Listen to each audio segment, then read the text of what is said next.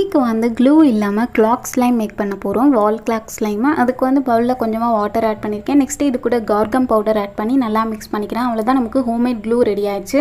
இப்போ இது கூட கலர் ஆட் பண்ணிக்கிறேன். பெயிண்ட் ஆட் பண்ணி நல்லா மிக்ஸ் பண்ணிக்கிறேன். தென் வந்து ஆக்டிவேட்டர், கேரம் பவுடர் ஆக்டிவேட்டர் தான் எடுத்திருக்கேன். நீங்கள் வந்துட்டு போராக்ஸ் ஆக்டிவேட்டர் இருந்தால் எடுத்துக்கோங்க, இல்லை ஐ ட்ராப்ஸ் இல்லை போரிக் ஆசிட் இந்த மாதிரி எந்த ஆக்டிவேட்டர்னாலும் எடுத்துக்கோங்க. இப்போ பாருங்கள், சூப்பரான நமக்கு ஜெல்லி ஸ்லைம் ரெடி ஆயிடுச்சு. நெக்ஸ்ட் வந்து ஃபோம் க்ளே எடுத்துக்கிறேன்.